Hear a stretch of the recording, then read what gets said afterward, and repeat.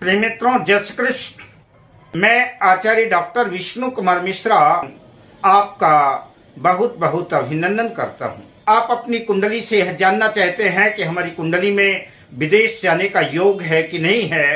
इस वीडियो पर विदेश योग कैसे बनता है, मैं इस विषय पर चर्चा करूंगा। पर मैं विषय क्रम में आगे बढ़ूं उससे पहले आपसे आग्रह, अगर आपने अभी तक हमारे इस चैनल को सब्सक्राइब नहीं किया है तो प्लीज चैनल को सब्सक्राइब करें, साथ ही नोटिफिकेशन बेल को भी प्रेस कर लें।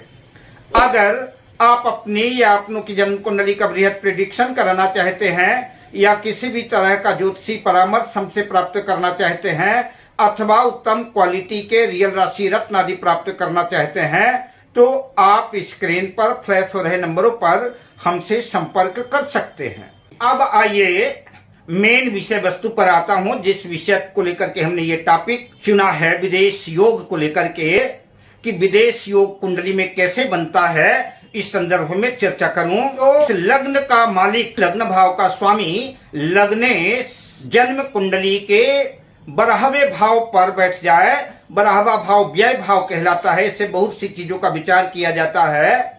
जेल का विचार किया जाता है, अस्पताल का विचार किया जाता है, खर्च का विचार किया जाता है। इसी तरह से विदेश का विचार भी इस 12वें भाव से किया जाता है।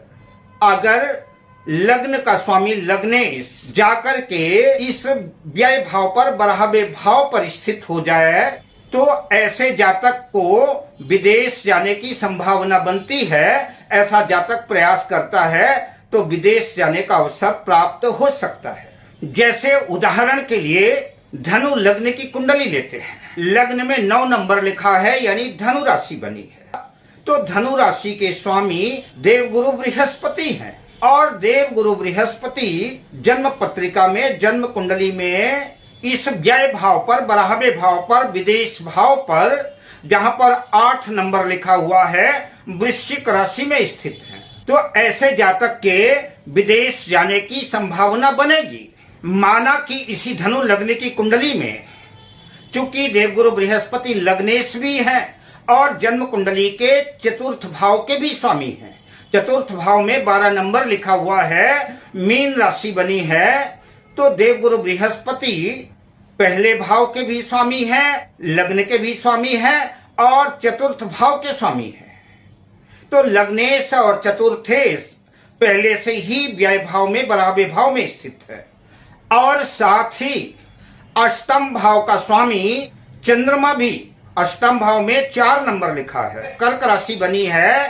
तो अष्टम भाव का स्वामी चंद्रमा भी जाकर के व्यय भाव में, 12वें भाव में स्थित हो जाए तो ऐसा व्यक्ति जो है निश्चित रूप से विदेश जाता है और विदेश में सेटलमेंट भी हो जाता है। अगर व्यय भाव का स्वामी भी व्यय भाव में ही स्थित हो, लग्नेश देवगुरु बृहस्पति, चतुर्थेश बृहस्पति और अष्टम भाव का स्वामी चंद्रमा और व्यय भाव का स्वामी मंगल, इन तीनों ग्रहों की, गुरु की, चंद्रमा की और मंगल की युति धनु लग्न की कुंडली में व्यय भाव में होती है तो निश्चित रूप से ऐसा जातक विदेश जाएगा और विदेश में ही सेटलमेंट हो जाएगा। तो ऐसे जातक के विदेश जाने की संभावना बनेगी, विदेश जाने का योग बनेगा। जन्म कुंडली के चतुर्थ भाव का स्वामी, चतुर्थ भाव से हम घर का विचार करते हैं। चतुर्थ भाव, चौथा भाव जन्म पत्रिका का हमारा घर है।